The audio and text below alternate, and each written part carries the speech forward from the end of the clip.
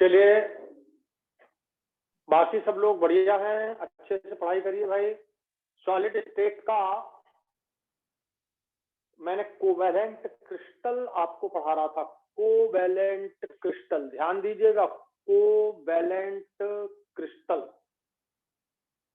हमारा diamond complete हुआ था। अब हमारा देखो, डायमंड में एक बात और लिखना जो मैं कल भूल गया था।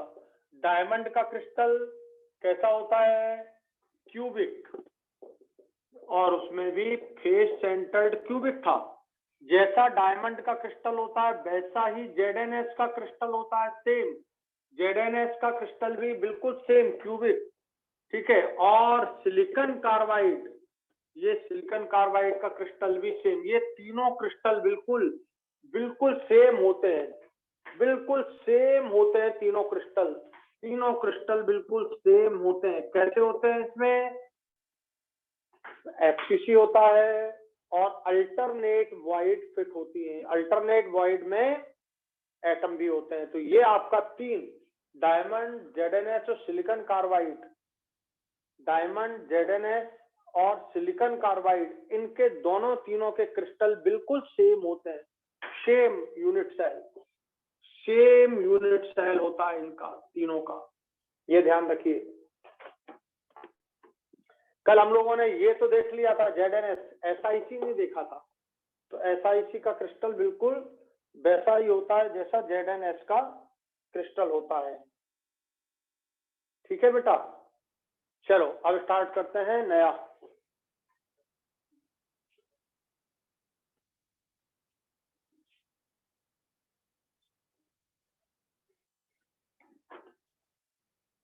ग्रेफाइट का क्रिस्टल।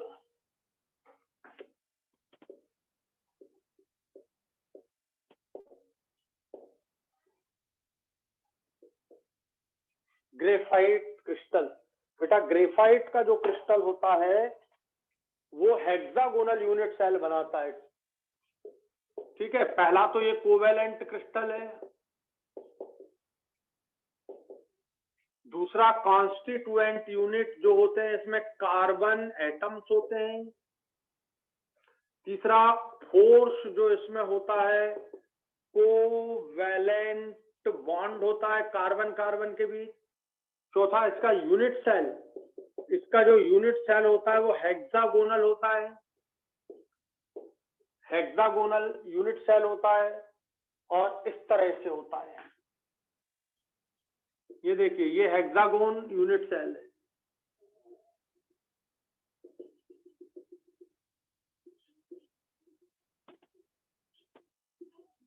ये एटम केवल कार्बन है, ये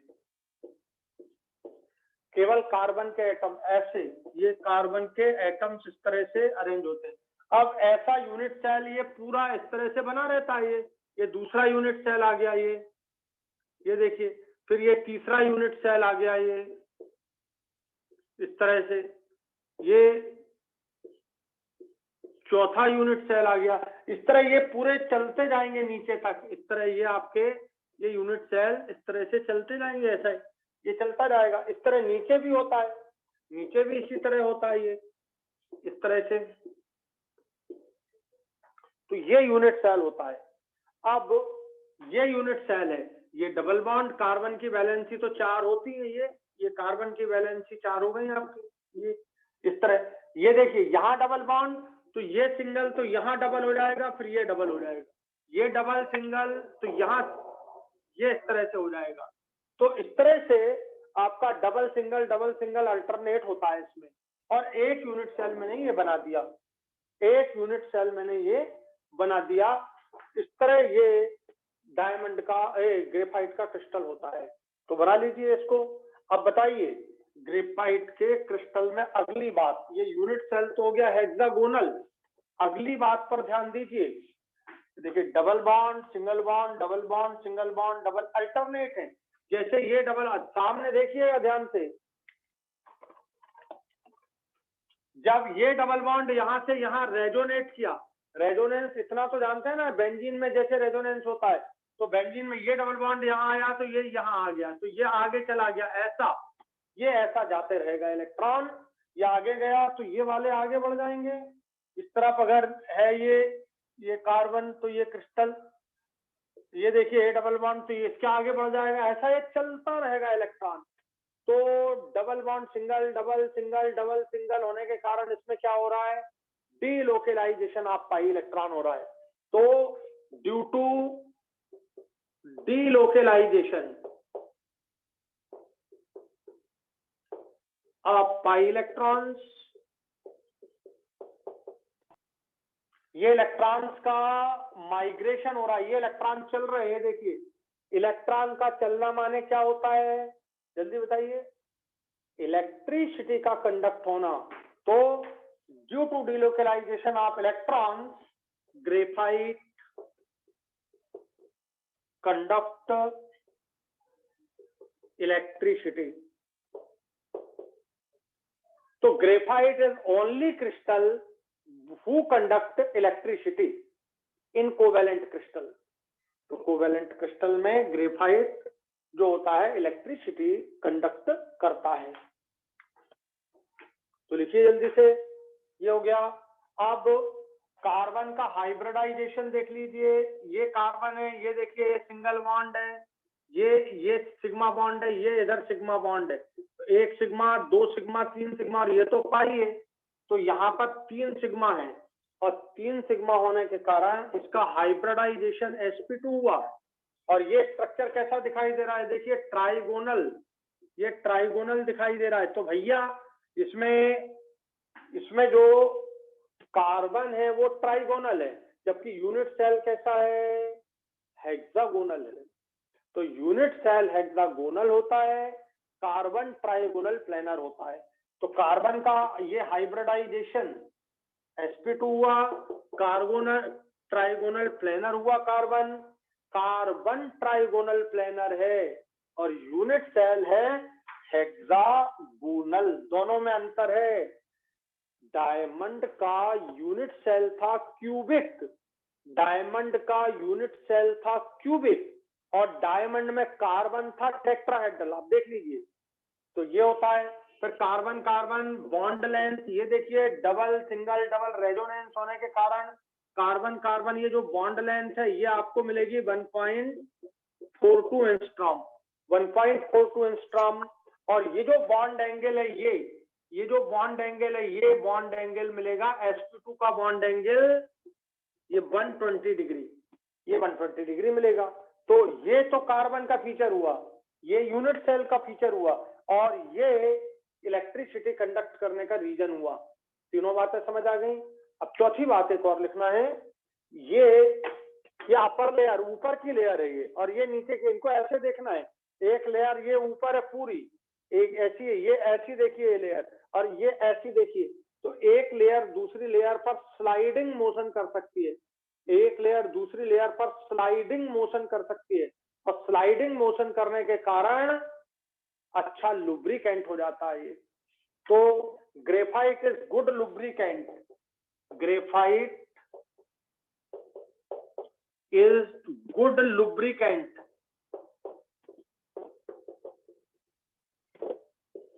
लुब्रिकेंट अच्छा है, क्यों?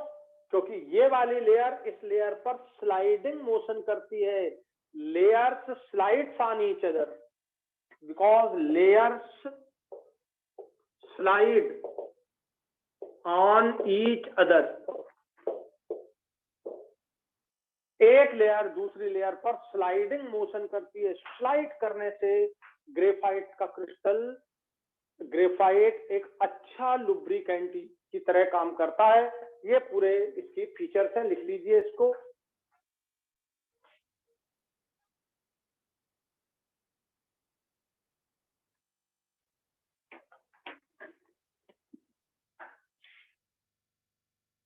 सबसे इंपॉर्टेंट ये 2 चीज।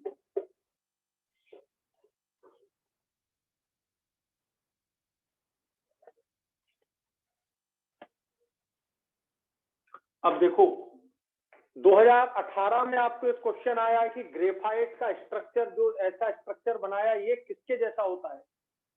बोरान नाइट्राइड और ग्रेफाइट दोनों का क्रिस्टल एक जैसा होता है। बोरान नाइट्राइड, जिसे आप बोलते हो BN, boron nitride and graphite, both have similar structure। ये देखिए, यहां पर ध्यान दीजिए, ये कर दिया आपने बोरान, तो ये नाइट्रोजन, ये बोरान, ये नाइट्रोजन, ये बोरान, ये नाइट्रोजन, ये BN का स्ट्रक्चर बन गया। बस, तो ये BN होता है, बोरान नाइट्रोजन, ये सब जगह आ जाएगा। ये नाइट्रोजन, फिर ये बोरान, फिर nitrogen, boron, nitrogen, boron, nitrogen. इस तरह से बोरान नाइट्राइड का क्रिस्टल स्ट्रक्चर बिल्कुल किसके तरह होता है? ग्रेफाइट की तरह होता है। ये आपको अभी आया है रिसेंट, या तो 19 में आया, 18 में, बिल्कुल रिसेंट क्वेश्चन है।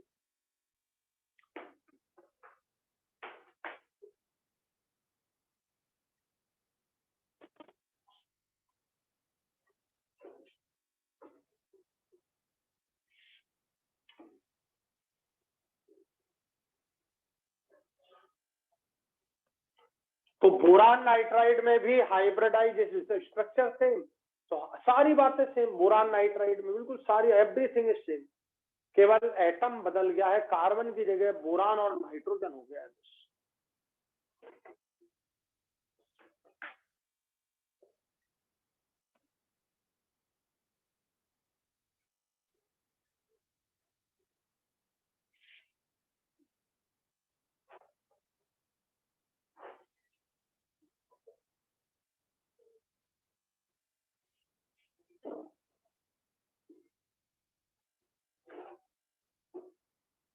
तो ये बात समझ आ गई सब लोग को अच्छे से।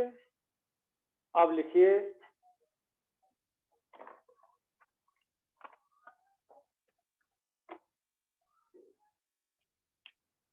अब आपको थोड़ा ले चलते हैं वाइट्स में और उनके कैलकुलेशन। टॉपिक डालिए, voids and their calculation.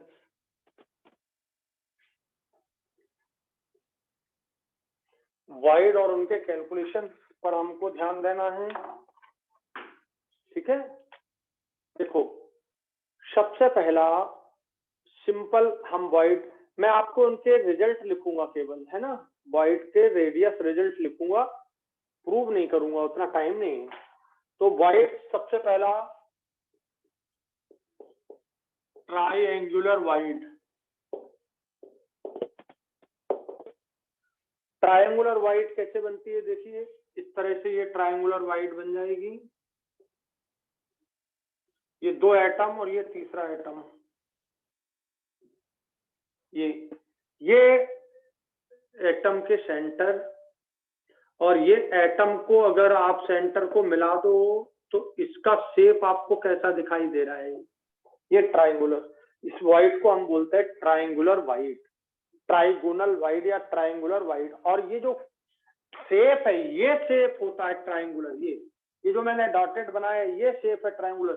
Wide ये दिख रही है, ये देखिए, ये दिख रही है वाइड, ये, तो ये वाइड है। इस ट्राइंगुलर वाइड में जो एटम फिट हो रहा है, वाइड का मतलब समझना, ये तो एटम है जो यूनिट सेल बनाने वाले हैं। एक होते यूनिट सेल बनाने वाले एटम, जिन्हें हम कॉन्स्टिट्यूएंट यूनिट बोलते हैं। पहली बात समझ लो, कॉन्स्टिट्यूएंट यूनिट बोलो, जिन्हें हम बोलते हैं sphere, which form unit cell. Unit cell बनाने वाले एटम, अब तुम उन्हें कॉन्स्टिट्यूएंट यूनिट बोल दो, चाहे स्फीयर्स बोल दो, चाहे आप इन्हें एटम्स बोल दो, चाहे आप इन्हें मॉलिक्यूल्स बोल दो, पर क्या यूनिट सेल बनाने वाले एटम्स, ठीक है, यूनिट सेल बनाने वाले एटम्स हो गए। और ये इनकी जगह खाली जो पड़ी है, ये है आपका ट्राइएंगुलर वाइड, ये आपकी ट्राइएंगुलर वाइड है, ठीक है। ट्रायंगुलर वाइड में कोई एटम फिट हो जाए, ये देखना, ये वाइड है, ये जो पेन का जो खाली स्पेस दिख रहा है ये वाइड हो गया, और उसमें ये एटम, ये वाला एटम दिख रहा है, ये वाला, ये एटम फिट हो गया, सपोज ये फिट हो गया, तो इसका रेडियस और इसका रेडियस इक्वल है। ठीक है, ये एटम मान लो, ये आपको दिख रहा है ये एटम, और ये एटम इसमें ये फिट हो रहा है ये, तो इसका जो रेडियस है, इसका जो रेडियस है और एटम का रेडियस सेम हो गया। तो ये जो वाइड है ये हो गई आपकी, ये हो गई आपकी ट्रायंगुलर वाइड, ट्रायंगुलर वाइड, और ये वो एटम हो गए जो आपने लिख रखा है कॉन्स्टिट्यूएंट यूनिट, ये स्फीयर्स हो गए जो यूनिट सेल बनाने वाले हैं। ठीक है, तो ये इसका रेडियस, इस ट्रायंगुलर वाइड का रेडियस को मैंने नाम दिया आर, और इसके रेडियस को, इसका जो रेडियस ये आर, ये बड़ा रेडियस, एटम के रेडियस का नाम दिया मैंने, एटम के रेडियस का नाम दिया मैंने क्या, radius of sphere, radius of sphere, ये जो स्फीयर है ये, इसका नाम दिया मैंने ग्रेट, ये आर, रेडियस ऑफ स्फीयर को मैंने आर बोला, रेडियस ऑफ ट्रायंगुलर वाइड, इसका नाम मैंने दिया आर, रेडियस, इसको स्मॉल आर बोल दिया, इसको capital R, radius of triangular wide. अब ध्यान से सुनना, क्या बोला मैंने, ये एटम है जो ट्रायंगुलर वाइड में ये फिट हो रहा है, तो इस एटम का रेडियस और इसका रेडियस सेम है, तो हम यहाँ पे ऐसा बोल सकते हैं इसको, radius of atom fitted in triangular wide, तो ये भी आर हो गया, ये दोनों चीजें सेम हो गई। तो यदि आपको ट्रायंगुलर वाइड का रेडियस मालूम है, मानो उस एटम का रेडियस मालूम हो गया जो इसमें फिट है।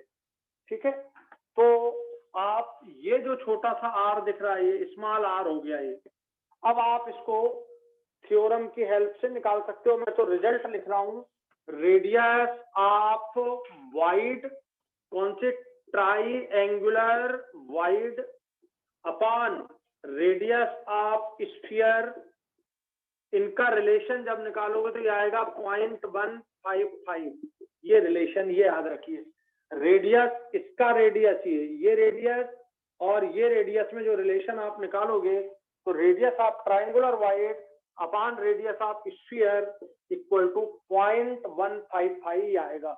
अब ये तो तुमको याद होगा और निकालना भी आता होगा, आप कहो तो मैं सब निकाल के बता देता हूँ, पर टाइम बहुत लगेगा, सब कहाँ इतना करेंगे, आपको एनसीईआरटी में दिया, देख लेना आप, ये याद रखना है आपको। तो radius of triangular void upon radius of sphere का रेशियो होगा 0.155। यदि आपको स्फीयर का रेशियो दिया, रेडियस दिया जाए तो आप ट्रायंगुलर वाइड का रेडियस निकाल सकते हैं, या उसमें एटम जो फिट है उसका रेडियस इससे, इसकी हेल्प से निकाल सकते हैं। तो लिखिए जल्दी,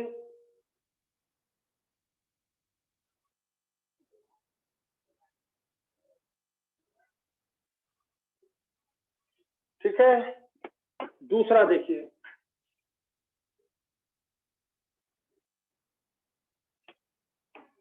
ये जो एटम फिट है इससे कितने एटम, ये जो ट्रायंगुलर वाइड में एटम फिट है उससे कितने एटम टच कर रहे हैं, 1 2 3, तो इस एटम का जो ट्रायंगुलर वाइड में फिट है इसका कोऑर्डिनेशन नंबर हो गया 3, इस एटम का कोऑर्डिनेशन नंबर हो गया 3, इस एटम का कोऑर्डिनेशन नंबर 3, 1 2 3, तो जो भी एटम ट्रायंगुलर वाइड में फिट होता है उसका कोऑर्डिनेशन नंबर कितना होता है, 3।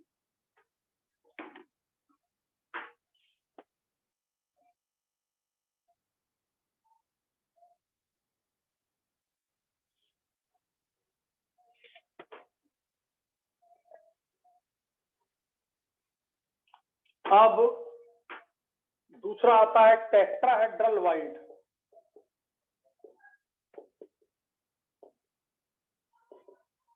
टेट्राहेड्रल वाइड, टेट्राहेड्रल वाइड ये 4 एटम इस तरह से रखते हैं। ये एक एटम ये हो गया, दूसरा एटम ये हो गया, तीसरा एटम ये हो गया। इस तरह से आपने 3 एटम जो रखे, तो ये बन गई आपकी क्या, वही बन गई ट्राइगोनल वाइड। और उसके ऊपर आप चौथा एटम रख दीजिए, ये चौथा एटम रख दीजिए। इस तरह से टेट्राहेड्रल स्ट्रक्चर आपको दिखाई देने लगेगा। ये देखिए, ध्यान से देखिएगा, ये आपने 3 एटम ले लिए, ये 3 एटम है, ये 3 एटम है जो यहाँ रख दिए। ये 1 एटम, 2 एटम, 3 एटम, उनसे बनी ट्रायंगुलर वाइड दिख रही है। इसके ऊपर ये 1 एटम रख दिया।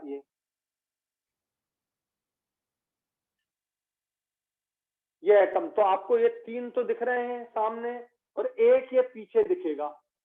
ये 3 आपको ये सामने दिख रहे हैं और 1 ये पीछे दिखेगा, ये वाला। ये पीछे, सामने 3 दिख रहा है ट्राइंगल, और 1 ये पीछे दिख रहा है। तो इसको ऐसा देखिए, ये सब कैसा दिख रहा है, सब कैसा भी देख लीजिए आप, टेट्राहेड्रल दिख रहा है ये। आप एक टेट्राहेड्रल वाइड का शेप जब आप बनाओगे यहाँ पर, तो ये ऐसा बनेगा, ये इस तरह से। ये टेट्राहेड्रल वाइड, 1 एटम हो गया, ये दूसरा एटम हो गया, ये तीसरा एटम हो गया, और ये हो गया चौथा एटम जो इस तरह से ढका हुआ है कुछ। अब ये इनके सेंटर हो गए, ये इनके सेंटर। अब ये शेप आपको जो दिखाई दे रहा है, ये शेप आपको कैसा दिख रहा है, बिल्कुल टेट्राहेड्रल। और इसमें ये जो खाली जगह, शेप को बोलेंगे टेट्राहेड्रल, इसके सेंटरों को मिला दो तो ये जो शेप दिखा वो टेट्राहेड्रल। लेकिन जो वाइड है, ये जो खाली जगह आपको दिखाई दे रही है, ये वाइड है, ये वाइड हो गई। तो ये जो टेट्राहेड्रल वाइड बनी, जिसको मैं शॉर्टकट बोल दे रहा हूं टेट्राहेड्रल वाइड, THV, ये THV होगी। तो कॉन्स्टिट्यूएंट एटम ये हो गए आपके वो स्फीयर जो कि आप यूनिट सेल बना रहे हैं, और उन यूनिट सेल बनाते बनाते उनकी एक वाइड तैयार हो गई, ये जिसे आपने नाम दिया टेट्राहेड्रल वाइड। और रेडियस ऑफ स्फीयर यहाँ से ये हो गया आपका R, ये आपका हो गया रेडियस ऑफ स्फीयर। ये आपका हो गया यहाँ से यहाँ तक ये रेडियस ऑफ वाइड, ये रेडियस ऑफ वाइड हो गई। कौन सी वाइड है, ट्राइंगुलर वाइड नहीं, अब ये हो गई tetrahedral void, tetrahedral void. Radius of atom fitted in the tetrahedral wide, radius of atom fitted in tetrahedral wide। ये टेट्राहेड्रल वाइड में कोई एटम फिट हो तो उसका जो रेडियस है उसे स्मॉल r से बोला, और ये रेडियस जो एटम का वो कैपिटल R है। ठीक है, अब बताइए इसका कोऑर्डिनेशन नंबर कितना होना चाहिए। ये जो एटम फिट हुआ है, ये इसका कोऑर्डिनेशन नंबर ये हो जाएगा 1 2 3 4। जो भी एटम टेट्राहेड्रल वाइड में फिट होगा उसका कोऑर्डिनेशन नंबर होगा कितना, 4। जो भी एटम टेट्राहेड्रल वाइड में फिट होगा उसका कोऑर्डिनेशन नंबर कितना होगा, 4।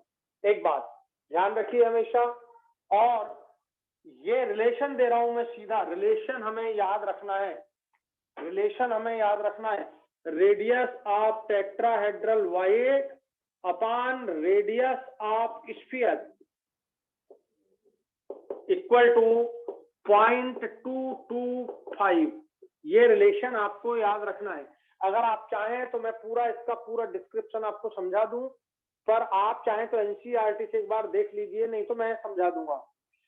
टेट्रा, अब इतना अपने को जरूरत नहीं है, उसको कैसे आया निकालना टाइम लगेगा। Tetrahedral void upon radius of sphere ये होता है 0.225, ये रिलेशन। अगर मैं आपको ये एटम का रेडियस दूं और आपसे पूछूं कि टेट्राहेड्रल वाइड का रेडियस क्या होगा, तो आप इस रिलेशन से निकाल सकते हैं। और अगर मैं उसमें फिटेड एटम, इसमें कोई एटम फिट कर दूं, ये एटम फिट कर दूं, इसका रेडियस पूछूं, माने वो टेट्राहेड्रल वाइड का ही रेडियस मैं आपसे पूछ रहा हूं। ठीक है, तो ये आपका टेट्राहेड्रल वाइड के लिए हो गया, ध्यान रखिए 0.225 हो गया। तो टेट्राहेड्रल वाइड में कोऑर्डिनेशन नंबर जो होता है वो 4 होता है। अब बताइए टेट्राहेड्रल जो बनाया आपने वो इस तरह से, ये टेट्राहेड्रल है भाई, ये टेट्राहेड्रल है।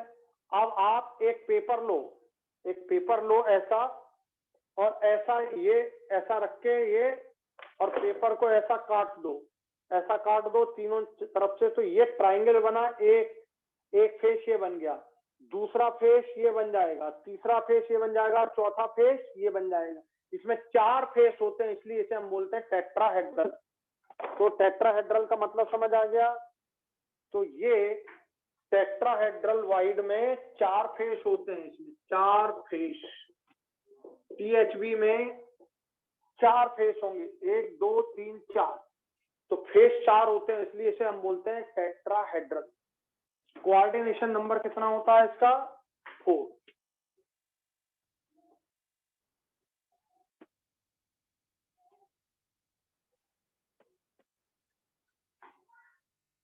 ये मैंने लिखे हैं केवल रिजल्ट।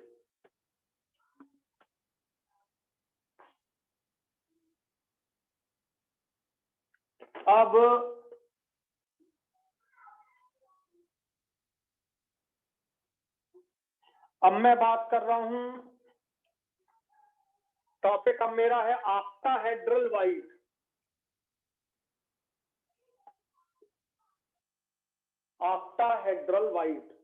ऑक्टाहेड्रल वाइड का डिजाइन, उसका नाम है ऑक्टाहेड्रल। तो यहाँ पर देखिए ऑक्टाहेड्रल कैसे बनती है। ये ऑक्टाहेड्रल है, ये एक एटम, ये दूसरा एटम इस तरह से फिट हुआ, तो ये दोनों के सेंटर को हमने जोड़ दिया। ये सेंटर को हम जोड़ रहे हैं इनके। ये हो गया आपका तीसरा एटम, ये हो गया आपका चौथा एटम। ये 4 एटम आपने इस तरह से जोड़ दिए। ये एक प्लेन पर रखें इस तरह से, एक ही प्लेन पर रखें। यहाँ चारों कॉर्नर पर 1 2 3 4, चारों कॉर्नर पर इस तरह से एटम रखे हैं, और 4 कॉर्नर पर जो एटम रखे उनके यहाँ खाली जगह, एक एटम ऊपर रख दिया और एक एटम ये नीचे रख दिया। तो ये आपका ऑक्टाहेड्रल तैयार होगी। ये देखिए इसके ऊपर एक एटम रख दिया, ये एक एटम ऊपर रख दिया, और ये एक एटम नीचे रख दिया आपने, ये और फेविकॉल लगा दिया तो सारे एटम चिपक गए। तो ऐसा शेप दिखेगा यहाँ पर आपका ऑक्टाहेड्रल शेप। इसको कुछ लोग इसको थोड़ा तिरछा करके ऐसा बना देते हैं, ये ऐसा बना देते हैं तिरछा करके, उससे कोई फर्क नहीं पड़ता। ये बना दिया, तो ये हो गया ऊपर वाला एटम, ये वाला, ये हो गया ये वाला एटम, ये वाला एटम, ये हो गया ये वाला एटम, ये हो गया ये वाला एटम, ये हो गया नीचे वाला एटम, ये हो गया। इस तरह से ये बन जाता है ऑक्टाहेड्रल शेप। और इसको आप ऐसा चाहो तो ऐसा बना दो। ये सेंट्रल एटम हो गया आपका। ये वो एटम है जो इस वाइड में फिट है, ये ऑक्टाहेड्रल वाइड है, ये ऑक्टाहेड्रल वाइड है, ये आपकी ऑक्टाहेड्रल वाइड है, ये ऑक्टाहेड्रल वाइड का सेंटर है। ठीक है, तो ये ऑक्टाहेड्रल वाइड समझ आ गए। अब बोले सर ये ऑक्टाहेड्रल क्यों बोलते हैं ऐसे? तो ये देखो ऐसा है आपका ये, ठीक है। अब आप एक ऐसा पेपर काटो, एक ट्राइंगल ऊपर बनेगा, ये इस तरह से ऐसा पेपर लगा दो। तो कितने पेपर? एक पेपर, 2 पेपर, 3 और 4। ये ऐसा एक पिरामिड ऊपर बन गया और एक पिरामिड नीचे। तो 1 2 3 और 4, 4 ऊपर फेस बनेंगे और 4 नीचे बनेंगे। इसलिए इसमें फेस कितने होंगे? Number of face in octahedral wide ये होंगे 8। ऑक्टाहेड्रल में फेस 8 होंगे।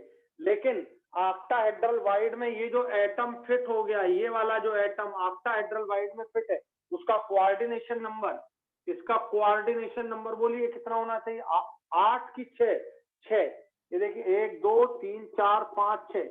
तो रेड ये हो गया इस एटम का coordination number of atom fitted in octahedral wide, ये हो गया 6।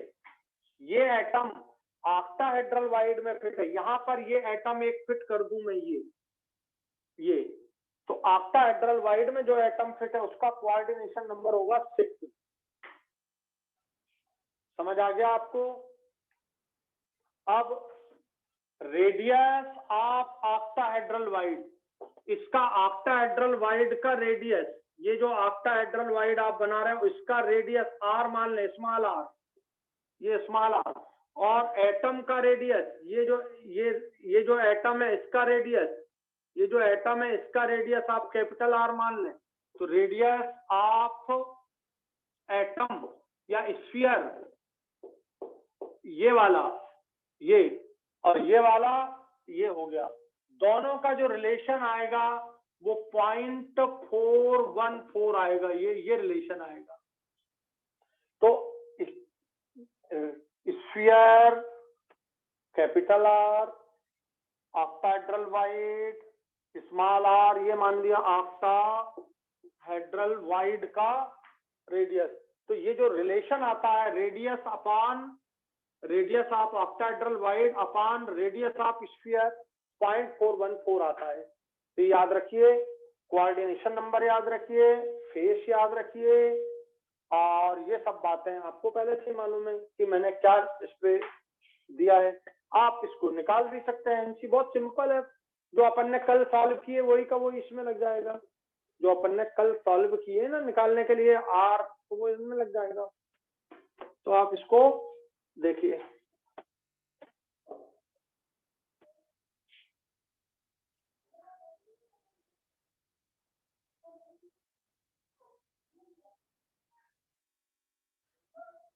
लिख लिया?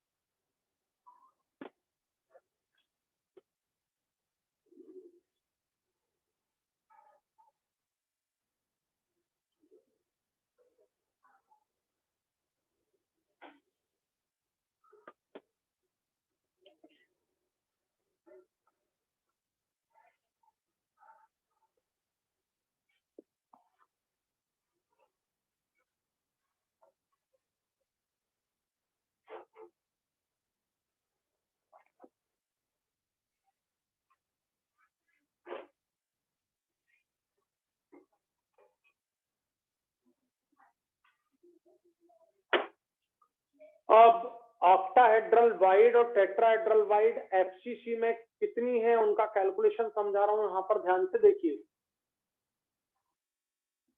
कैलकुलेशन ऑफ वाइड,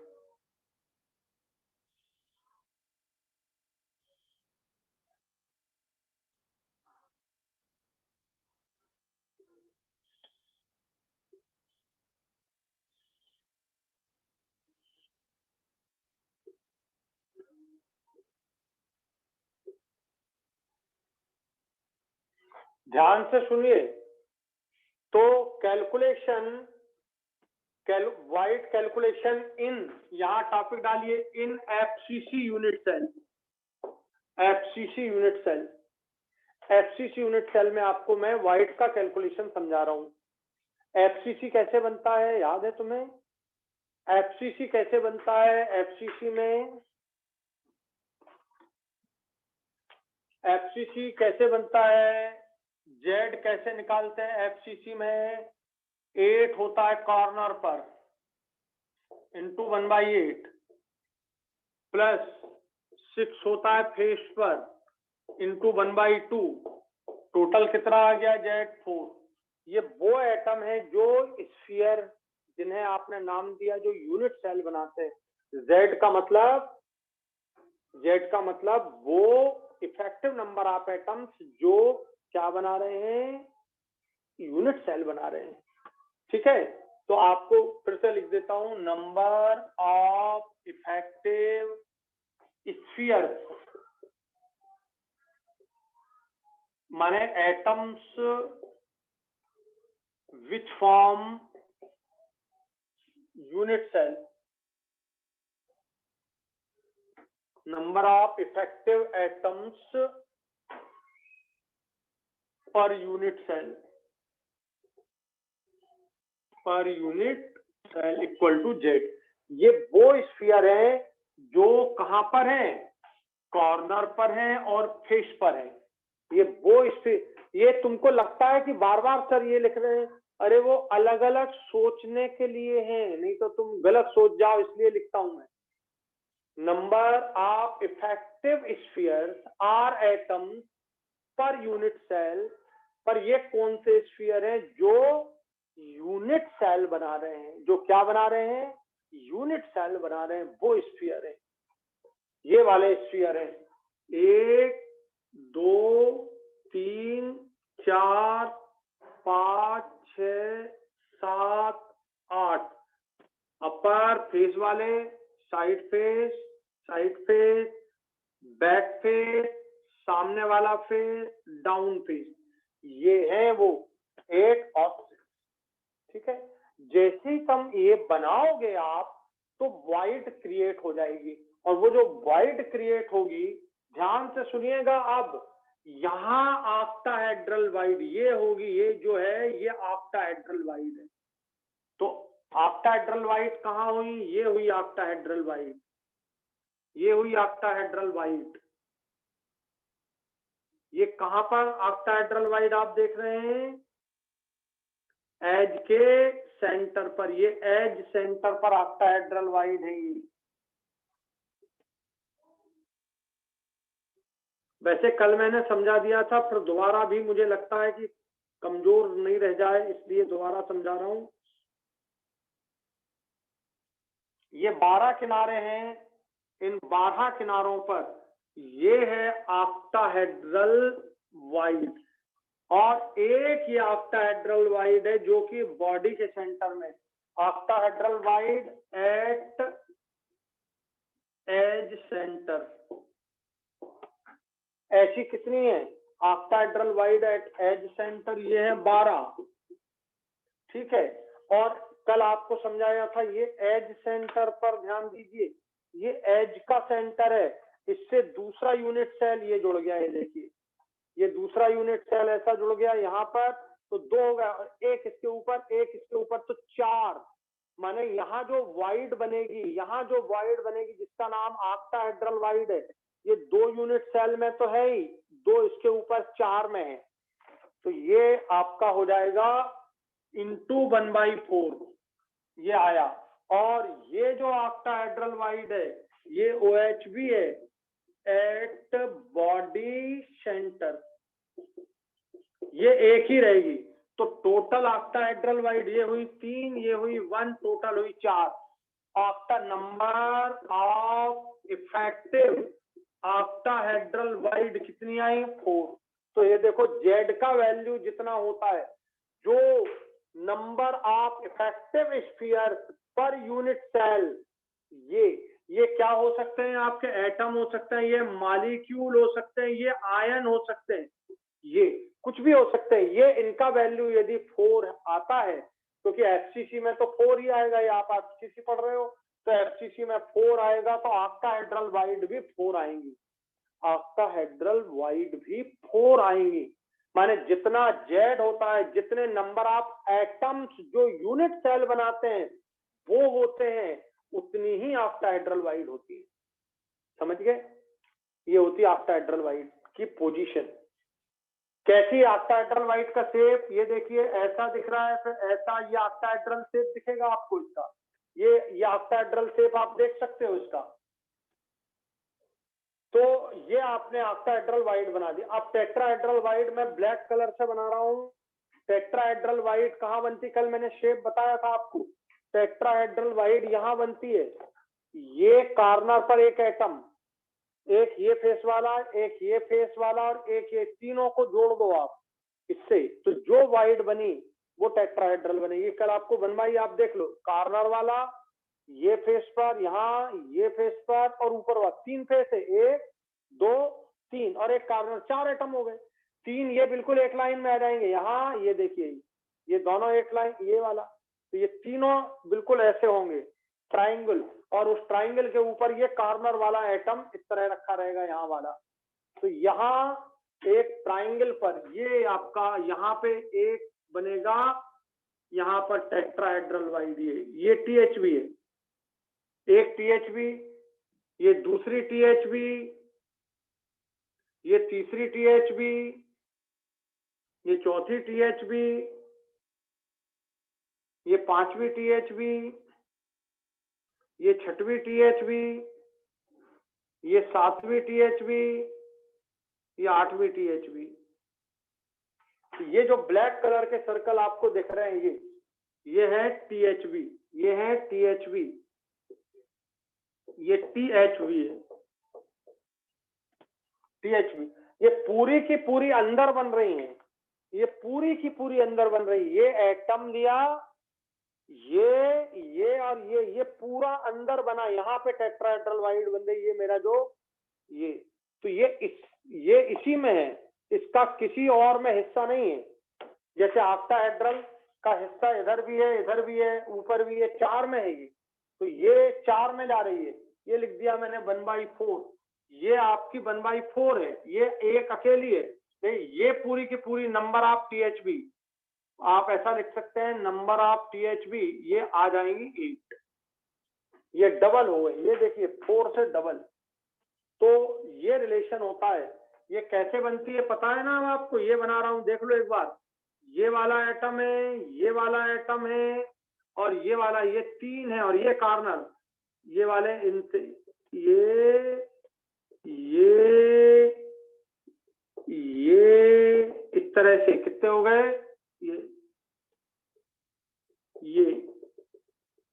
ये पूरी THB बन रही है।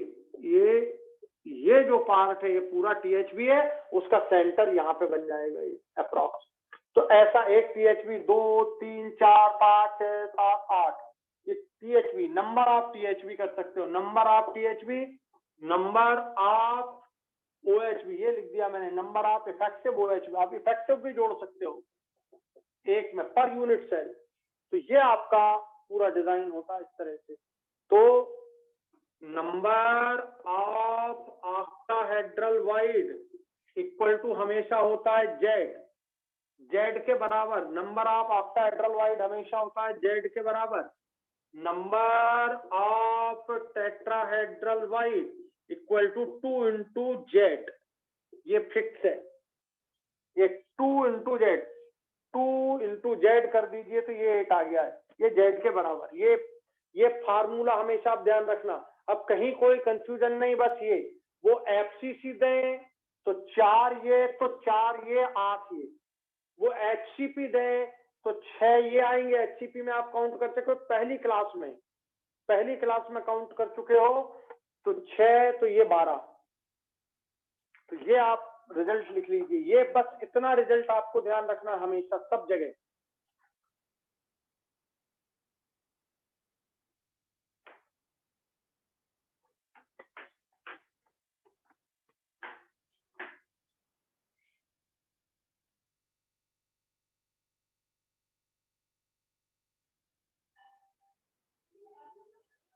फाइनल ये 2 बात याद रखिए, फाइनल ये 2 बात याद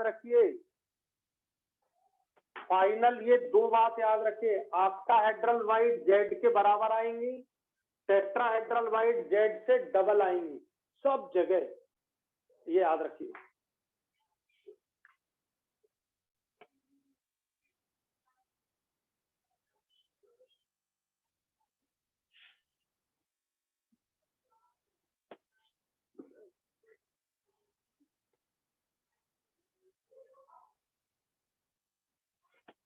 अब आप चाहे ZNS की स्टडी करिए, चाहे आप NaCl की स्टडी करिए, चाहे आप CaF2 की स्टडी करिए, ये आपका जो वॉइड का पोजीशन है और जो कैलकुलेशन, ये सब जगह फिक्स रहेगा बिल्कुल।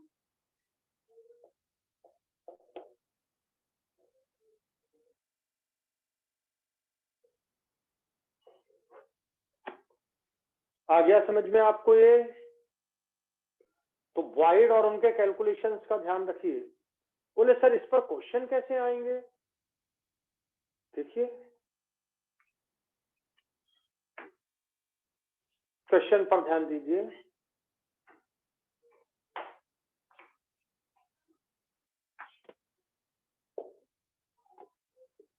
कार्बन एटम्स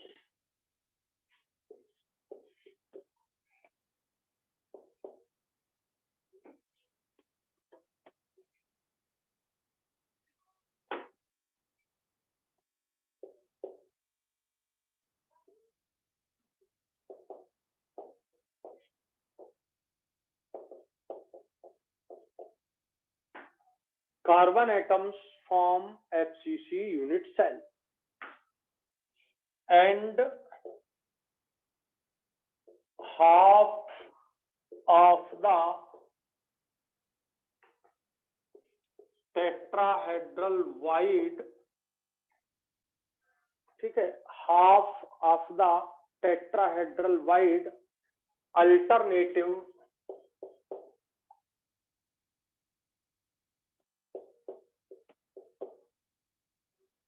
हाफ, यहां कर देते हैं half alternate tetrahedral whites are occupied by carbon atoms. Calculate the number of carbon atoms per unit cell. ये देखिए आया हुआ है नीट में, आया हुआ है या तो नीट में या एम्स में, ठीक है, पक्का। बहुत सारे लोगों ने इसका आंसर 4 दिया। कल मैंने तुम्हें समझा दिया है, कल मैंने तुम्हें समझा दिया है यार। ये किसको एक्सप्लेन कर रहा है जरा देखो, डायमंड को। Diamond carbon atom form FCC, जहां एफसीसी बोला गया, जहां एफसीसी बोला गया वहां आपको एकदम समझ आ जाना चाहिए कि कॉर्नर्स पर 8 एंड फेस पर 6, ये एकदम समझ आ जाना चाहिए। और जहां एफसीसी बोला गया तो जेड आपका आ जाना चाहिए 4, माने वो कार्बन एटम्स, ये 4 कार्बन एटम्स ऐसे हैं जो यूनिट सेल बना रहे हैं, ये फॉर्म यूनिट सेल, ये यूनिट सेल, ये 4 कार्बन के एटम यूनिट सेल बना रहे हैं। क्योंकि एफसीसी का जेड 4 आता है, जब जेड 4 आता है तो जेड के बराबर ही क्या होती है, ऑक्टाहेड्रल वाइड 4। बोले इसमें तो कुछ दिया ही नहीं है, तो इसमें ऐसा लिख सकते थे all octahedral voids are vacant. ये वैकेंट है, इसमें कुछ नहीं है, पूरी खाली पड़ी है। ये ऑक्टाहेड्रल वाइड 4 तो बनेंगी पर चारों खाली पड़ी रहेंगी। टेट्राहेड्रल वाइड, टेट्राहेड्रल वाइड का वैल्यू, टेट्राहेड्रल वाइड जो होती है 2 इंटू जेड, जेड का वैल्यू 4, ये तो 8 हो गई, ये 8 है। 8 में कितनी बोल रहे हैं वो, टीएचपी हाफ अल्टरनेट, तो ये हो गई carbon atom, number of carbon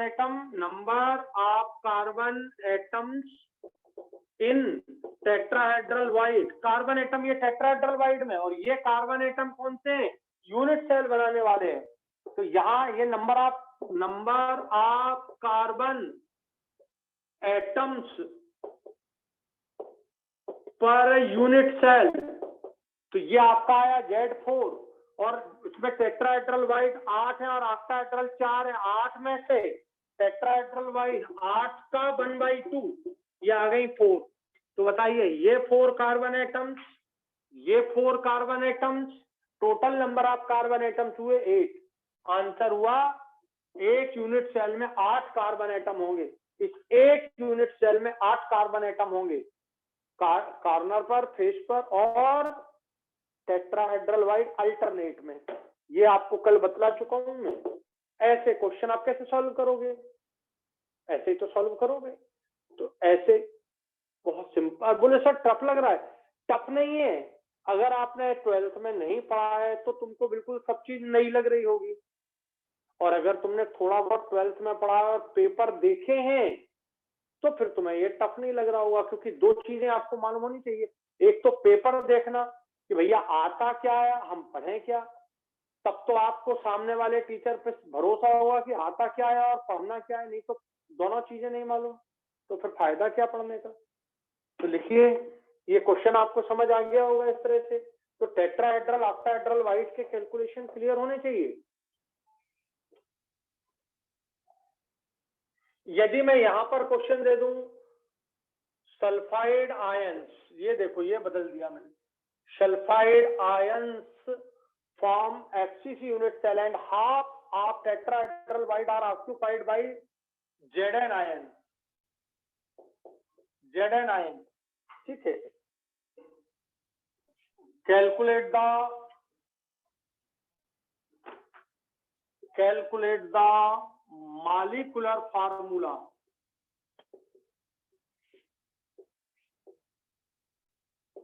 of ZnS। ZnS का मॉलिक्यूलर फार्मूला आपको कैलकुलेट करना है। बताइए, molecular formula of unit cell लिखिए, molecular formula of the unit cell. बस अब बताइए, कार्बन की जगह यहाँ क्या आ रहे हैं, सल्फाइड आयन है। सल्फाइड आयन कहाँ कहाँ है एफसीसी में, कॉर्नर्स पर हैं और फेस पर हैं। तो ये आ जाएंगे आपके 8 × 1/8 + 6 × 1/2, वही आ गया 4। ये यूनिट सेल बनाने वाले हैं, ये सल्फाइड आयन यूनिट सेल बनाने वाले आ गए। तो बताइए, ऑक्टाहेड्रल वाइट 4 होंगी, टेट्राहेड्रल वाइट 8 होंगी, और ये आगे लिखा है Zn आयन कहाँ है इसमें, ये तो ये आपका आ गया 4।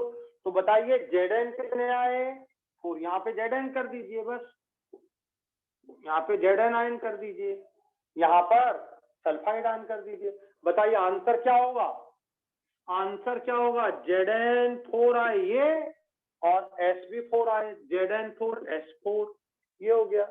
ये मॉलिक्यूलर फार्मूला होगा Zn4S4, Zn4S4। ये आप कैसे सॉल्व करेंगे, तो आपको ये बात समझ आनी चाहिए कि यार ऑक्टाहेड्रल वाइट तो 4 ही रहेंगी, वो फिक्स है। टेट्राहेड्रल वाइट 8 रहेंगी, ये फिक्स है, ये तो डबल और ये उतनी। तो ये आपका फार्मूला बन गया Zn4S4, ये फार्मूला आ गया। तो जिंक सल्फाइड का फार्मूला क्या होता है, Zn4S4 होता है। तो NaCl का क्या होता है, वो भी Na4Cl4 होता है। तो ये क्वेश्चन आपको बन जाएगा।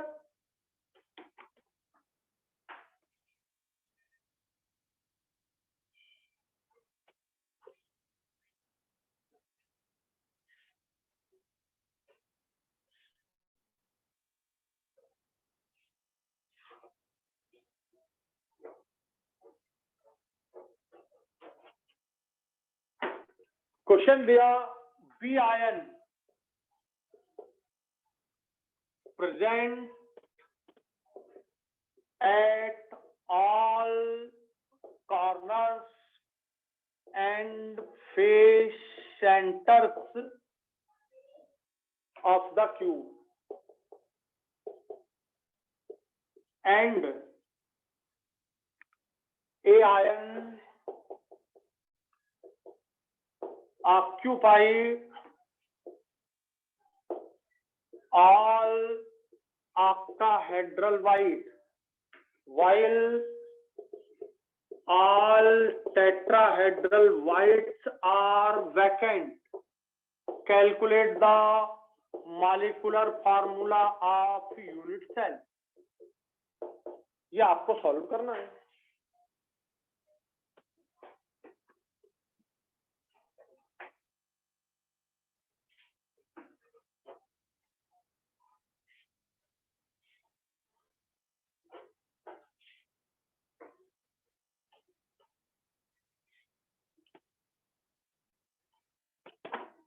ये आपको सॉल्व करना बहुत सिंपल है। क्या दिक्कत है इसमें, देखो बी आयन है, number of effective B ion per unit cell. दिमाग लगाया, जिसे आप बोलते हो जेड, क्योंकि यूनिट सेल बनाने वाला ये है। यूनिट सेल बनाने वाला कौन है, ये है B ion present at all corner and face centre. तो फेस सेंटर पर और कॉर्नर पर तो 8 इंटू 1/8 प्लस 6 इंटू 1/2, ये आपका आ गया 4। ये 4 कौन आ गए? ये बी आयन आ गए। ये बी आयन आ गए आपके 4, जिन्होंने यूनिट सेल बनाया। बी आयन यूनिट सेल बना रहे हैं। और ए आयन कहाँ है? ऑक्टाहेड्रल वाइड में। ये तो वाइड में है।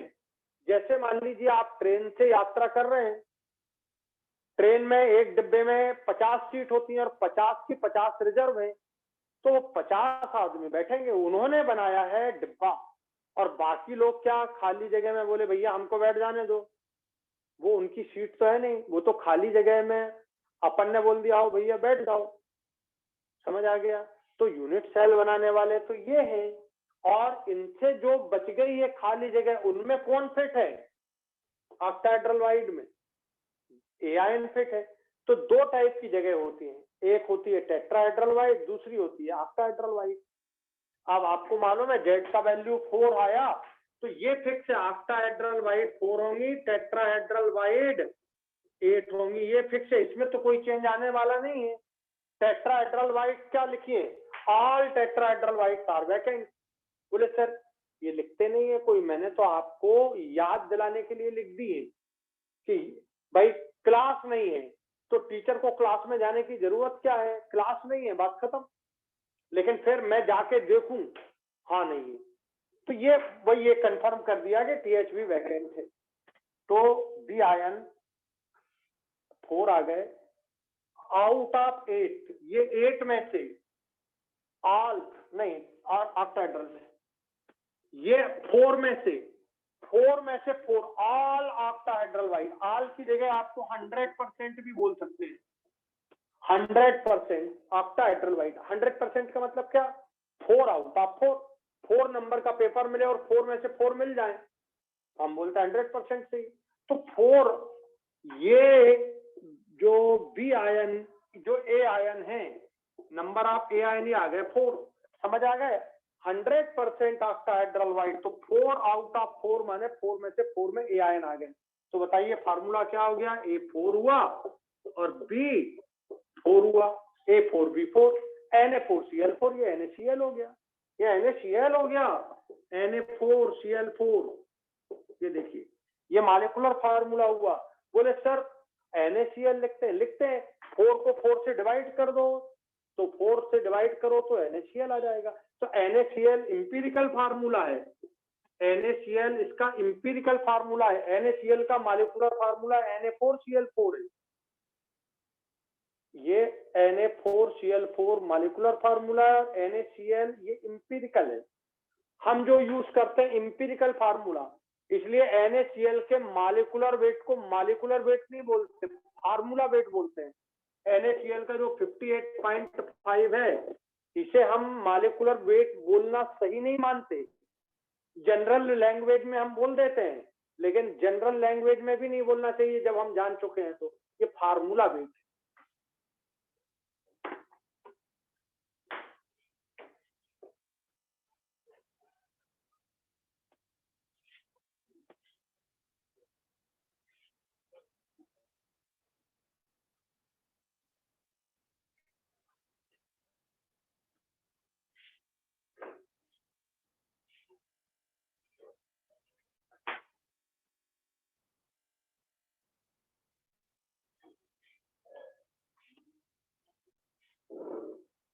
देखो A atom form FCC unit cell, B atom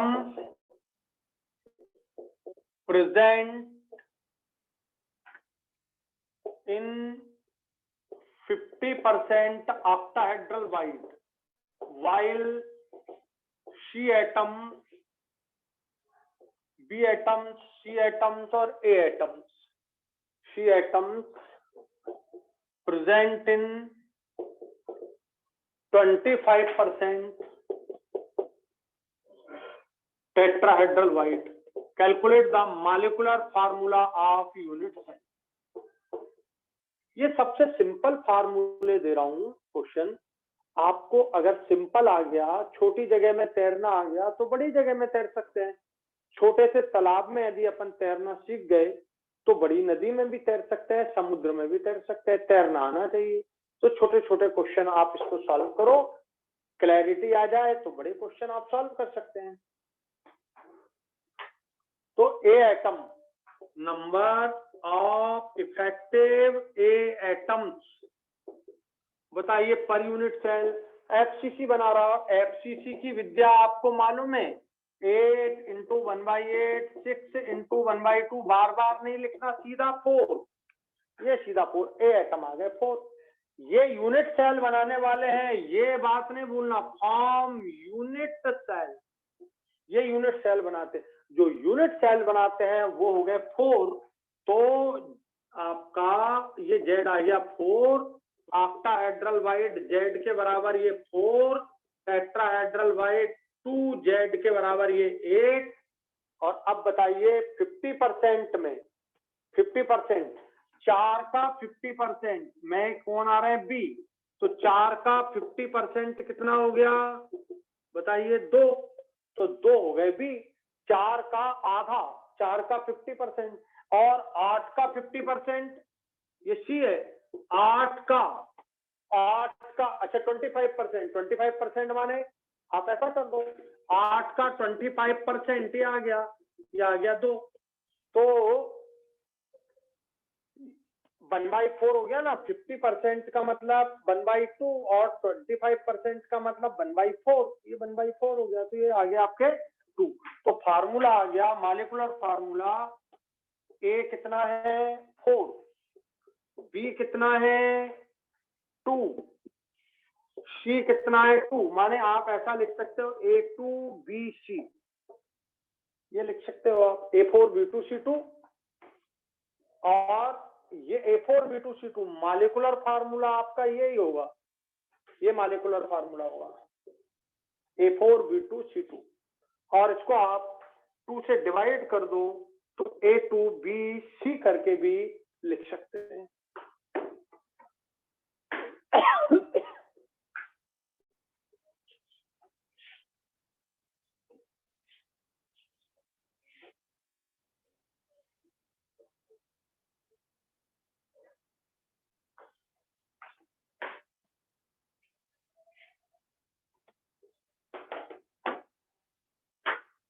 question है, अगर आपको ये क्वेश्चन दिया जाए जैसे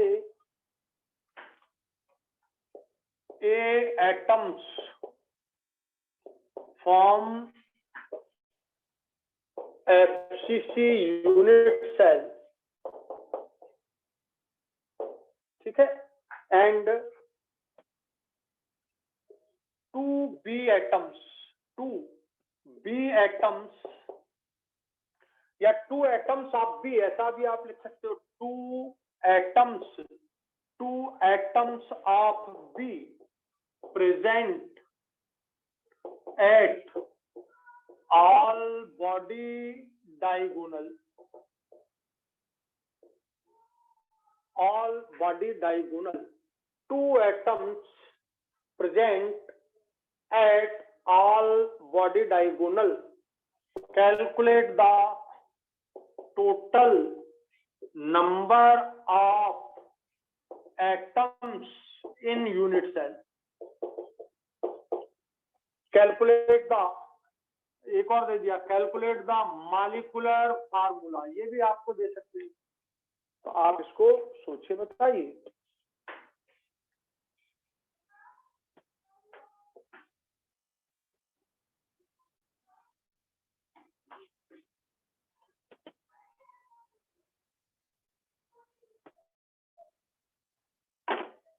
तो कल आपको मैंने समझाया था, ये देखो ये बॉडी डायगोनल होता है, ध्यान देना, ये कार्नर को इस कार्नर से जोड़ा तो एक बॉडी डायगोनल, एक बॉडी डायगोनल ये हो गया, दूसरा बॉडी डायगोनल ये हो गया, इसको जोड़ दिया, तीसरा बॉडी डायगोनल ये हो गया, और चौथा बॉडी डायगोनल ये हो गया। 4 कार्नर, ये 4 एंटी कार्नर जोड़ दो ऐसे, ये देख रहे हो, ये इस तरह से,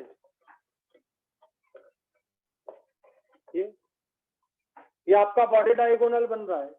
ऐसा एक बना, एक कार्नर पे एक, तो 4 कार्नर है, तो 4 बॉडी डायगोनल बन जाएंगे। सिंपल है, आपको इतना तो समझ आना चाहिए बॉडी डायगोनल क्या है। तो ये तो 4 आ गए, और बॉडी डायगोनल कितने होते हैं? 4, और एक पर कितने हैं? 2, तो ये आ गए B at body diagonal, 4 body diagonal 8 आ गए। तो आपका मॉलिक्यूलर फार्मूला बन गया ये A4B8।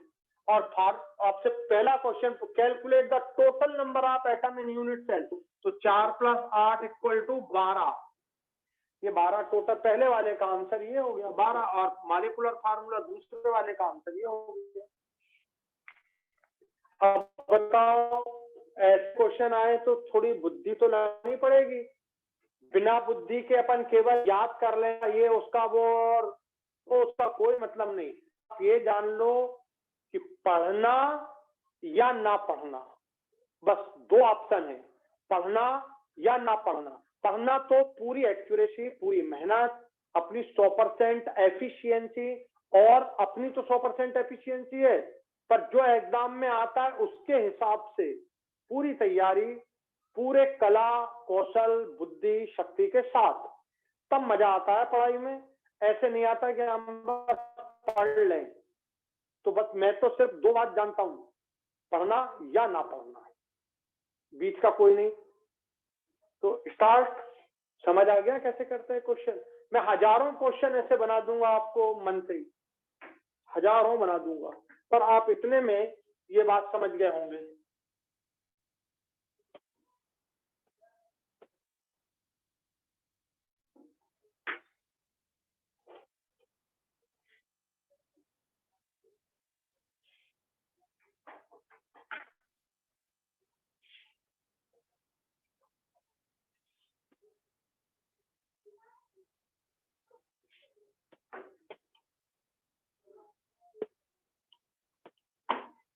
तो ये बहुत सिंपल है, इस तरह हम वाइड से रिलेटेड क्वेश्चनों को सॉल्व कर सकते हैं।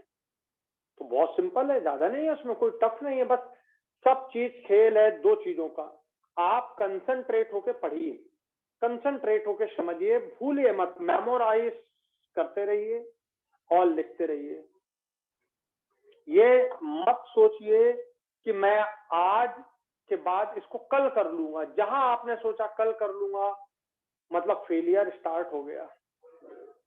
जहां हम बैठ गए, फेलियर स्टार्ट हो गया। चलते रहना, धीरे धीरे धीरे धीरे, स्थिर स्पीड से, माइंड की स्टेबिलिटी से। माइंड को डेविएट नहीं होने देना है कभी भी, माइंड को कभी भी डेविएट नहीं होने देना। ठीक है, कई बार हमें ऐसा लगता है डिप्रेशन आता है, क्या डिप्रेशन है? हमेशा एक चीज याद रखो, यार नहीं हुआ मेरा सिलेक्शन तो कौन मेरा क्या उखाड़ लेगा? नहीं हुआ तो नहीं हुआ, मेरे लिए है वो, हुआ तो मेरे लिए है। हाँ, खुश होने वाले 2 लोग होते हैं, एक तुम्हारे माता पिता खुश होंगे, और दूसरा मैं, मतलब टीचर खुश होगा कि यार नहीं मेरे बच्चे निकले, उनके साथ मैंने साल भर मेहनत की थी। ठीक है, तो 2 लोग खुश होते हैं, एक टीचर खुश होता है और दूसरे माता पिता खुश होते हैं, बाकी तो दुखी होते हैं। ठीक है, तो बस आप अपने को डेविएट मत होने दो, और जितना मैं पढ़ा रहा हूं उसको 100%, पूरी 100% एफिशिएंसी इसमें लगा दो। कुछ भी नहीं करना, पूरा सॉल्व होगा, 100% पेपर सॉल्व होगा, 100% पेपर सॉल्व होगा। तो बस मेहनत करते जाइए, मैं आपके साथ हूं। अगला आयनिक क्रिस्टल आपने पढ़ा है ना कल, sodium chloride crystal, caesium chloride crystal. तो उसमें केटायन होता है, एनायन होता है, कल मैंने उनके रेडियस समझाए थे आपको। तो हम एक नेक्स्ट पॉइंट समझते हैं, रेडियस रेशियो।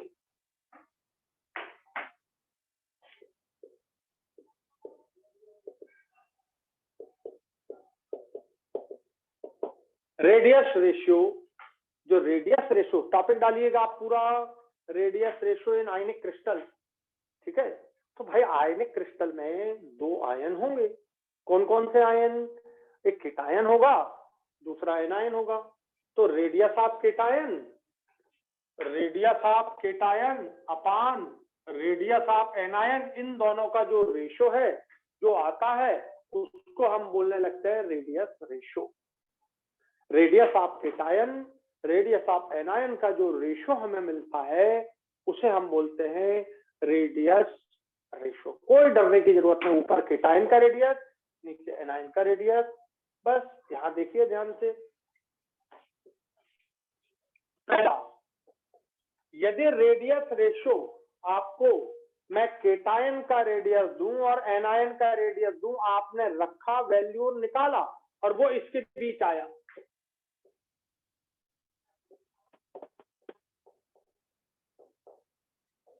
इसके बीच आता है, ये देखिए इसके बीच, ये रेडियस रेशो का लिमिट है, ये मिनिमम ये मैक्सिमम, ये लिमिट आई इसके बीच, यानी 0 से ज्यादा, इससे ज्यादा और इससे कम, इससे ज्यादा आना चाहिए और इससे कम, इससे ज्यादा, ये ज्यादा, 0 से ज्यादा और 0.155 से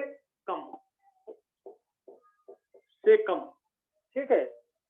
तो if the radius ratio is greater than 0 but less than 0.155, greater than 0 less than 0.155, तो यह क्रिस्टल की जो ज्योमेट्री है, इस क्रिस्टल की जो ज्योमेट्री है वो रेडियस लीनियर होती है, और लीनियर होगा तो ऐसा होगा, ये देखिए, और लीनियर पर एक एटम यहाँ है जहां मैं पकड़ा हूं, दूसरा एटम यहाँ है, तो एक एटम सेंटर में होगा, ये सेंट्रल एटम हो गया, और ये एटम जो हो गए कोऑर्डिनेट एटम हो गए, ये कोऑर्डिनेट एटम हो गए। अब बताइए कितना इसका कोऑर्डिनेशन नंबर दिख रहा है? कोऑर्डिनेशन नंबर, इस एटम का कोऑर्डिनेशन नंबर कितना दिख रहा है? 2, ये 2 दिख रहे हैं। तो यदि क्वेश्चन आए कि केटायन का रेडियस और एनायन का रेडियस दे रहे हो और आपसे पूछे कि उसका कोऑर्डिनेशन नंबर कितना होगा, तो आप क्या करें, केटायन अपान एनायन दोनों का रेडियस निकालें। यदि इसके बीच आता है तो कोऑर्डिनेशन नंबर 2 होगा, और बिल्कुल लीनियर है, देखिए ये लीनियर शेप है, ये शेप लीनियर हो गया। आप चाहें तो इसका एग्जांपल लिख सकते हैं, BF2 का क्रिस्टल, BF2 का क्रिस्टल, तो ये पहला हो गया।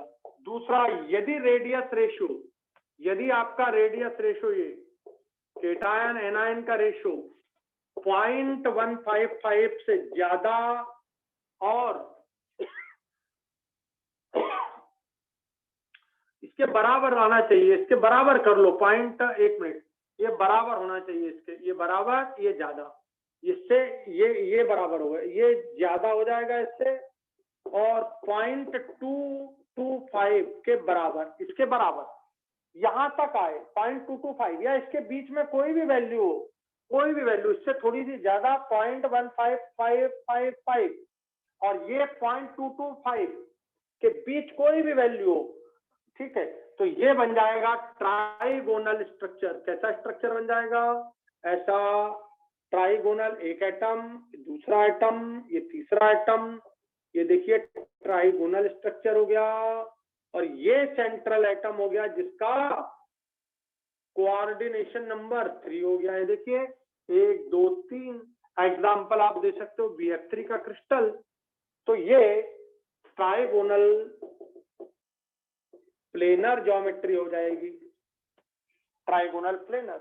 यदि तीसरा, यदि रेडियस रेशियो 0.225 से ज्यादा, इससे ज्यादा, बट 0.414 के बराबर, यहां तक जाए, 0.414 भी आए, 0.414 भी आए तो भी टेट्राहेड्रल, पर इससे थोड़ा ज्यादा 0.2251 ये आ गया इन दोनों के बीच, तो इन दोनों के बीच हो या यहां तक जा सकता है, तो ये ऐसा बन जाता है tetrahedral.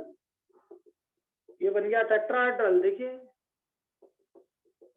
1 atom, 2 atom, 3 atom, 4 atom, और ये सेंट्रल एटम, ये सेंट्रल एटम का कोऑर्डिनेशन नंबर हो गया 4, शेप दिखाई देने लगा टेट्राहेड्रल, और एग्जाम्पल आपने ZnS का क्रिस्टल पढ़ा है, डायमंड का क्रिस्टल पढ़ा है ना, डायमंड भी पढ़ा है आपने। इन सभी में आप देख लो कल की क्लास में Zn का कोऑर्डिनेशन नंबर भी 4, S का कोऑर्डिनेशन नंबर भी 4, सारे कार्बन का कोऑर्डिनेशन नंबर 4। तो ये अब बोले सर क्वेश्चन कैसे आएगा, बस the radius of A ion is this, the radius of B ion is this, what will be the coordination number of this crystal। तो भाई रखा अपन ने, यदि इसके बीच आता है या ये आ जाता है, इसके बराबर भी आता है, ये आ जाए तो ये हो गया बराबर, बराबर में ये, और इससे ज्यादा और इसके बराबर तक बीच का कोई भी वैल्यू आए, कोई भी वैल्यू बीच का, तो आपका स्ट्रक्चर टेट्राहेड्रल ही होगा। लिखिए बेटा,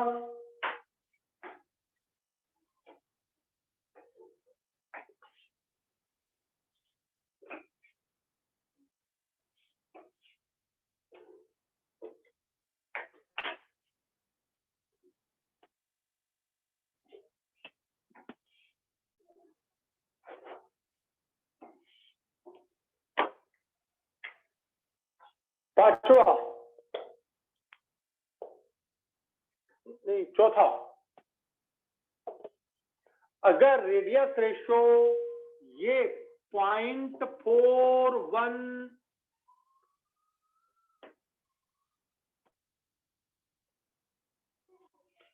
0.414 से ज्यादा और 0.732 के बराबर तक, यहां तक, इन दोनों के बीच में, इससे तो ज्यादा हो और यहां तक जाए, तो वो बनती है ऑक्टाहेड्रल ज्योमेट्री, वो बनती है ऑक्टाहेड्रल ज्योमेट्री। ये देखिए, ये आपको आज की क्लास में सब बता दिए मैंने, 1 atom, 2 atom, 3 atom, 4 atom, 1 atom ऊपर, 1 एटम नीचे। अब बताओ इसको कितने एटम टच कर रहे हैं, 6। ये देखिए ये टच कर रहा है बेटा, ये टच कर रहा है इसको, तो कोऑर्डिनेशन नंबर इस एटम का हो गया 6। एग्जाम्पल कल आपको समझाया था NaCl का क्रिस्टल, NaCl में Na का कोऑर्डिनेशन नंबर भी 6 है, Cl का कोऑर्डिनेशन नंबर भी 6 है, दोनों के कोऑर्डिनेशन नंबर 6 है। और अब तुम्हें सीधा क्वेश्चन दे दिया जाए कि सोडियम आयन का रेडियस और क्लोराइड आयन का रेडियस दिया जा रहा है, ठीक है, तो उनका कोऑर्डिनेशन नंबर क्या होगा, तो निकालने की जरूरत नहीं। क्यों? क्योंकि तुम्हें तो कल की क्लास पूरी याद है कि Na का भी कोऑर्डिनेशन नंबर 6 होता है और Cl का भी 6 होता है। हाँ, अगर वो ऐसा दे दे, the radius of A ion and the radius of B ion are this and this, what will be the coordination number, तो फिर आपको सॉल्व करना है, बस ये वैल्यू रख के और एक रिजल्ट निकालना है, इसके बीच आया तो ऑक्टाहेड्रल ज्योमेट्री और कोऑर्डिनेशन नंबर 6, ये ज्योमेट्री हो गई ऑक्टाहेड्रल, ये ज्योमेट्री हो गई ऑक्टाहेड्रल।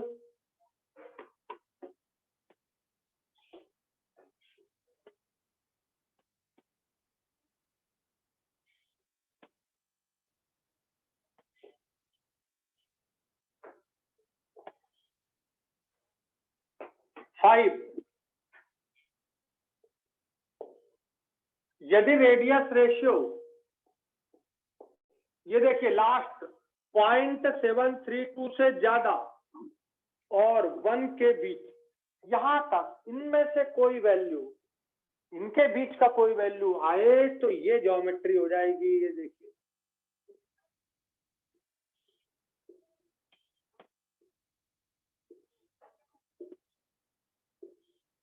कैसा दिख रहा है, देखो क्यूब 1 2 3 4 5 6 7 8 क्यूबिक वाइड बन गई। ये देखिए क्यूबिक स्ट्रक्चर दिख रहा है तुमको, ये क्यूबिक। तो बोले सर इसमें तो भाइयों यहाँ एक एटम है ये, अब बताओ इस एटम का कोऑर्डिनेशन नंबर कितना दिख रहा है, ये सब टच कर रहे हैं, 1 2 3 4 5 6 7 और ये 8 टच कर रहे हैं इसको। शेप कैसा हो गया, क्यूबिक। तो यदि आपको एग्जाम्पल याद है तो ठीक, अब अगर मैं सीजियम आयन का रेडियस और क्लोराइड आयन का रेडियस दूं, पर ऐसा देंगे नहीं, ए आयन और बी आयन का रेडियस दूं तो इसके बीच आना चाहिए, इसके बीच आया तो आप मानिए कि उसका शेप ये होगा, कोऑर्डिनेशन नंबर 8 होगा। बोलो रेडियस रेशो समझ आ गया, उसके क्वेश्चन समझ आ गए। तो 3 ही तो याद रखना है, ये 3 याद रखना है। क्या भाई 0 तो याद रखने की जरूरत नहीं है। 0.155, उससे आगे बढ़े 0.225, उससे आगे बढ़े 0.414, उससे आगे बढ़े 0.732, उससे आगे बढ़े तो 1 हो गया। ये याद रखना है आपको 4। और ये तो आपको वहां भी याद रखना है कोवेलेंट में। आज ही की क्लास में सबसे पहले शुरुआत यहीं से की है मैंने, ये 3।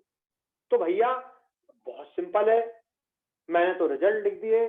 कितना सिंपल कर दिया कि आपका कोई भी क्वेश्चन आए कि आपको केटाइन बेटाइन कुछ भी दें, आप एनाइन जो चाहिए वो इस टेबल से आप डायरेक्ट सॉल्व कर सकते हैं। एग्जाम्पल भी लिख दिए जो सीधे आते हैं। बताइए आज की क्लास आपको पूरी तरह से समझ आ गई कि नहीं आई? क्यों बच्चों? Yes sir. Yes sir. Yes sir. तो इस क्लास का इंपॉर्टेंस समझ आ गया, क्वेश्चन समझ आ गया, कैसे करने होते हैं इसके। हाँ जी। यस सर, समझ आ गए।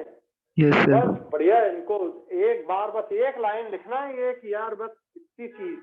इसमें अपने को 4 लाइन छोटी छोटी 4 बातों से सब बात समझ लेंगे।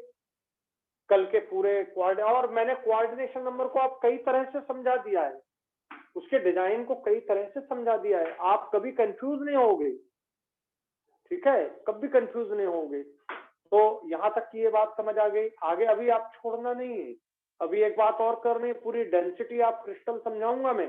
15 मिनट और चाहिए। अभी कितना टाइम हो रहा है? अभी हो रहा है 3 बज के 15 मिनट पे आपको छोड़ दूंगा, ठीक है? एग्री कि नहीं? बाप रे, ये देखो बहुत सारे लेफ्ट हो गए। क्या करते हैं? Yes sir. ये क्या करते हैं? इसको पढ़ना नहीं है क्या? पढ़ना नहीं है?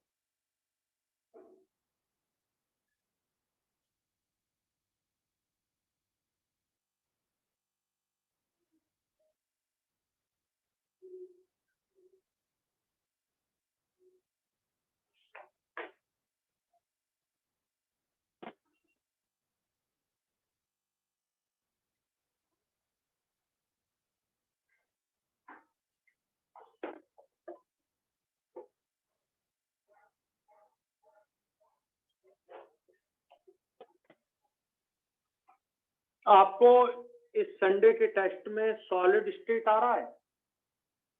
सबको पता है कि नहीं? संडे के टेस्ट में पूरा आप सॉलिड स्टेट अच्छे से कर लीजिए।